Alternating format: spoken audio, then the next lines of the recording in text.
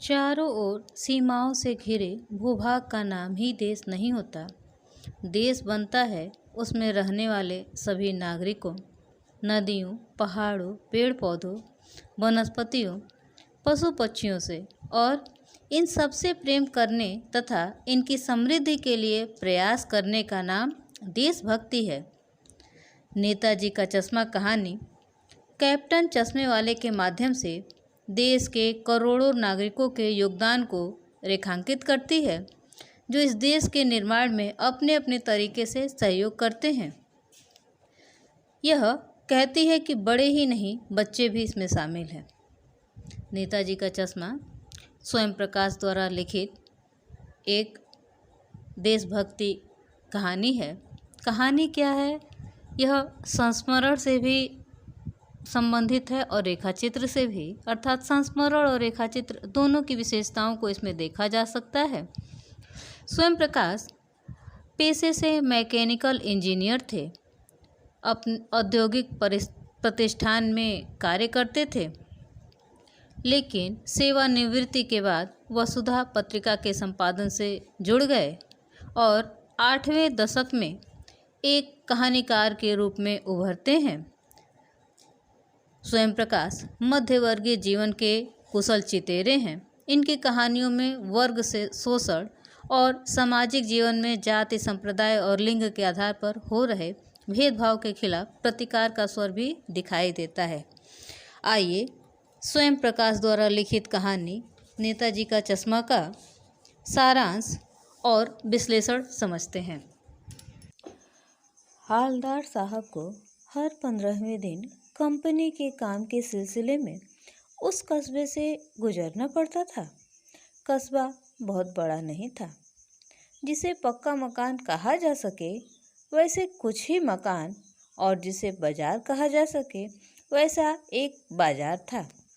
कस्बे में एक लड़कों का स्कूल, एक लड़कियों का स्कूल, एक सीमेंट का छोटा सा कारखाना, 2 ओपन एयर सिनेमा घर और एक ठो नगर पालिका भी थी।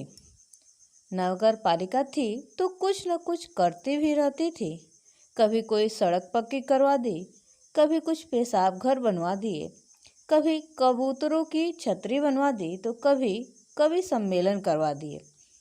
इसी नगर पालिका के किसी उत्साही बोर्ड या प्रशासनिक अधिकारी ने एक बार शहर के मुख्य बाजार के मुख्य चौराहे पर नेताजी सुभाष चंद्र बोस की एक संगमरमर की प्रतिमा लगवा दी।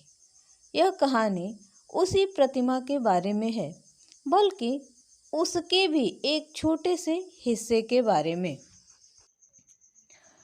पूरी बात तो अब पता नहीं, लेकिन लगता है कि देश के अच्छे मूर्तिकारों की जानकारी नहीं होने और अच्छी मूर्ति की लागत, अनुमान और उपलब्ध बजट से कहीं बहुत ज़्यादा होने के कारण काफ़ी समय ऊहापोह और चिट्ठी पत्री में बर्बाद हुआ होगा और बोर्ड की शासनावधि समाप्त होने की घड़ियों में किसी स्थानीय कलाकार को ही अवसर देने का निर्णय लिया गया होगा और अंत में कस्बे के इकलौते हाई स्कूल के इकलौते ड्राइंग मास्टर, मान लीजिए मोतीलाल जी को ही यह काम सौंप दिया गया होगा, जो महीने भर में मूर्ति बनाकर पटक देने का विश्वास दिला रहे थे।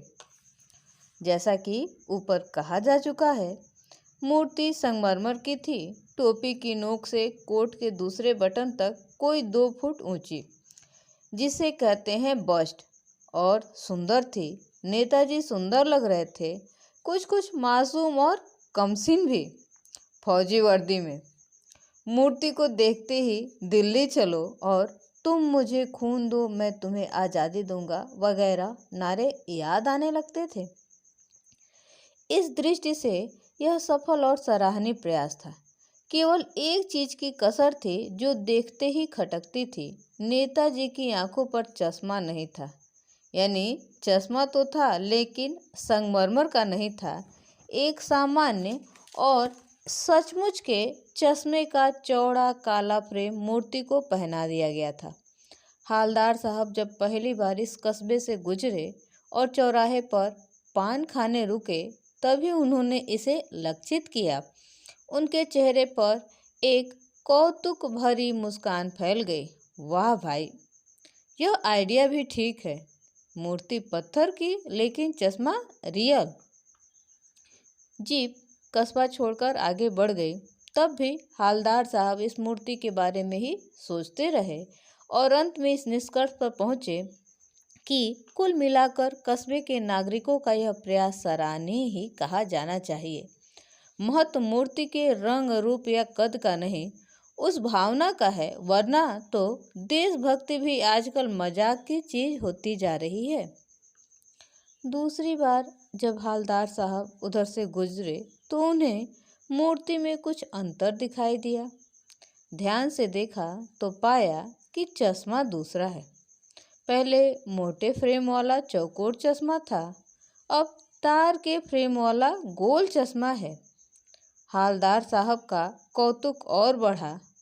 वाह भाई, क्या आइडिया है। मूर्ति कपड़े नहीं बदल सकती लेकिन चश्मा तो बदल सकती है। तीसरी बार फिर नया चश्मा। हालदार साहब की आदत पड़ गई। हर बार कस्बे से गुजरते समय चौराहे पर रुकना, पान खाना और मूर्ति को ध्यान से देखना उनके अंदर कौतूहल उपस्थित करने लगा। उन्होंने एक बार पान वाले से पूछ लिया, क्यों भाई, क्या बात है, तुम्हारे नेताजी का चश्मा हर बार कैसे बदल जाता है? पान वाले के मुंह में खुद पान ठूसा हुआ था। वह एक काला, मोटा और खुश मिजाज आदमी था। हालदार साहब के प्रश्न सुनकर आंखों ही आंखों में हंसा। उसकी तोंद थिरकी। पीछे घूमकर उसने दुकान के नीचे पान थूका और अपनी लाल काले बत्ती से दिखाकर बोला, कैप्टन चश्मे वाला करता है। क्या करता है? हालदार साहब कुछ समझ नहीं पाए। चश्मा चेंज करता है, पान वाले ने समझाया। क्या मतलब? क्यों चेंज कर देता है? हालदार साहब अब भी नहीं समझ पाए। कोई गिराक आ गया समझो, उसको चौड़े चौखट चाहिए तो कैप्टन किधर से लाएगा? तो उसको मूर्ति वाला दे दिया, उधर दूसरा बिठा दिया। अब हालदार साहब को बात कुछ कुछ समझ में आई। एक चश्मे वाला है जिसका नाम कैप्टन है। उसे नेताजी की बगैर चश्मे वाली मूर्ति बुरी लगती है, बल्कि आहत करती है। इसीलिए वह चश्मा पहना देता है।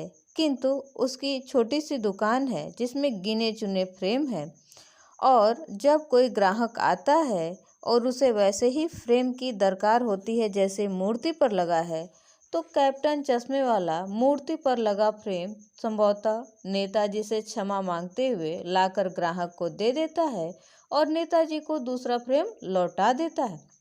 वाह भाई, खूब, क्या आइडिया है। लेकिन भाई, एक बात अभी भी समझ में नहीं आई। हालदार साहब ने पान वाले से फिर पूछ लिया, नेताजी का ओरिजिनल चश्मा कहाँ है? पान वाला दूसरा पान मुंह में ठूस चुका था। दोपहर का समय था, दुकान पर भीड़ भाड़ अधिक नहीं थी। वह फिर आंखों ही आंखों में हंसा। उसकी तोंद थिरकी। कत्थे की डंडी फेंक पीछे मुड़कर उसने नीचे पीक थूकी और मुस्कुराता हुआ बोला, मास्टर बनाना भूल गया।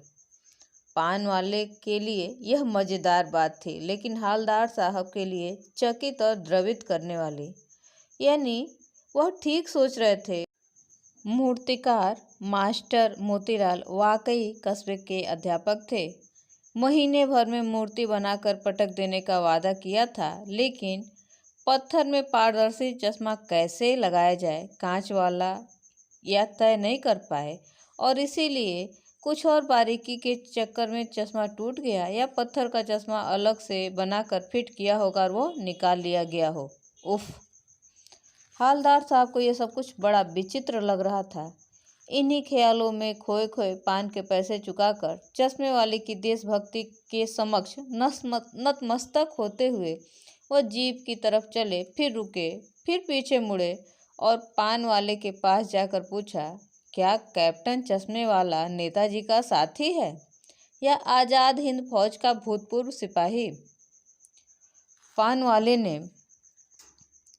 मुंह टेढ़ा करके बताया, नहीं साहब, वो लंगड़ा क्या जाएगा फौज में, पागल है पागल। वो देखो आ रहा है, आप उसी से बात कर लो, फोटो वोटो छपवा दो उसका कहीं। हालदार साहब को पान वाले द्वारा एक देशभक्त का इस तरह से मजाक उड़ाया जाना अच्छा नहीं लगा। मुड़कर देखा तो अवाक रह गए।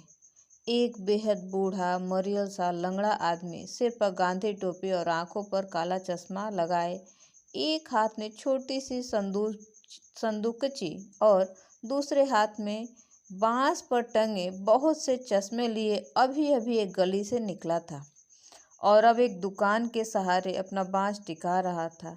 तो इस बेचारे की दुकान भी नहीं, फेरी लगाता है। हालदार साहब चक्कर में पड़ गए। पूछना चाहते थे इसे कैप्टन क्यों कहते हैं, क्या यही इसका वास्तविक नाम है?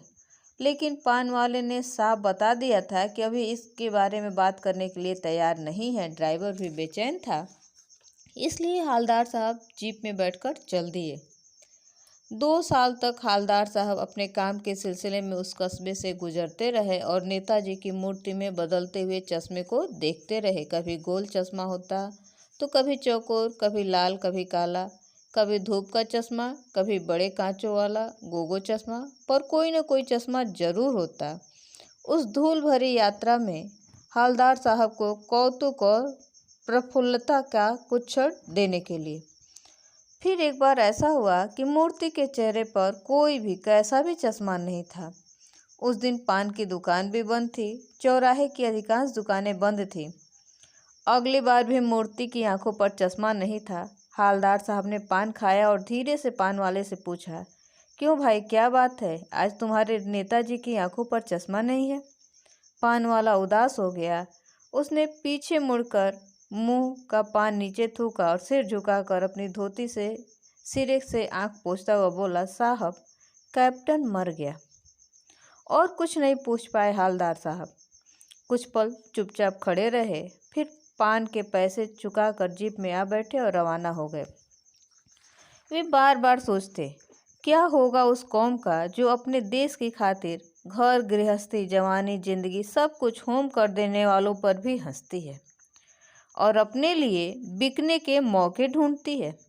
दुखी हो गए। 15 दिन बाद फिर उसी कस्बे से गुजरे। कस्बे में घुसने से पहले ही ख्याल आया कि कस्बे की हृदय स्थली में सुभाष की प्रतिमा अवश्य प्रतिष्ठित है, लेकिन सुभाष की आंखों पर चश्मा नहीं होगा क्योंकि मास्टर बनाना भूल गया और कैप्टन मर गया। सोचा आज वहां रुकेंगे नहीं, पान भी नहीं खाएंगे, मूर्ति की तरफ देखेंगे भी नहीं, सीधे निकल जाएंगे। ड्राइवर से कह दिया चौराहे पर रुकना नहीं, आज बहुत काम है, पान आगे आगे कहीं खा लेंगे। लेकिन आदत से मजबूर आंखें चौराहे पर आते ही मूर्ति की तरफ उठ गईं। कुछ ऐसा दिखा कि चीखे, रोको। जीप स्पीड में थी। ड्राइवर ने जोर से ब्रेक मारी। रास्ता चलने वाले लोग देखने लगे। जीप रुकते न रुकते हालदार साहब जीप से कूदकर तेज तेज कदमों से मूर्ति की तरफ लपके और उसके ठीक सामने जाकर अटेंशन में खड़े हो गए। मूर्ति की आंखों पर सरकंडे से बना छोटा सा चश्मा रखा हुआ था, जैसे बच्चे बना लेते हैं। हालदार साहब भावुक हैं। इतनी सी बात पर उनकी आंखें भर आईं। कहानी यहीं समाप्त हो जाती है, लेकिन इस कहानी में हालदार साहब के माध्यम से देशभक्ति की भावना को जीवित करने और यह भाव जो सामान्य जनता में मरता चला जा रहा है, उसके प्रति आदर भाव को दर्शाया गया है कि एक मूर्तिकार अगर चश्मा बनाना भूल जाए और चश्मा पहनाने वाला कैप्टन मर जाए तो क्या हम किसी स्वतंत्रता संग्राम सेनानी को इज्जत भी नहीं देंगे? वह इज्जत हालदार साहब देखते हैं कि एक सरकंडे का चश्मा बनाकर पहनाने वाला कोई छोटा सा बालक रहा होगा और उनकी भावुकता इस बात पे बढ़ जाती है कि हमारी पीढ़ी तो इस देशभक्ति की भावना से मुक्त ही होती जा रही है, लेकिन आने वाली पीढ़ियों में कुछ लोग ऐसे हैं जिनके हृदय में देशभक्ति का भाव आज भी भरा हुआ है। वीडियो यदि पसंद आए तो इसे लाइक करिए, चैनल को सब्सक्राइब करिए, बेल आइकन को अवश्य दबाइए और अधिक से अधिक विद्यार्थियों तक शेयर करिए, जिससे इस पाठ के पाठन का लाभ अन्य विद्यार्थियों को भी मिल सके।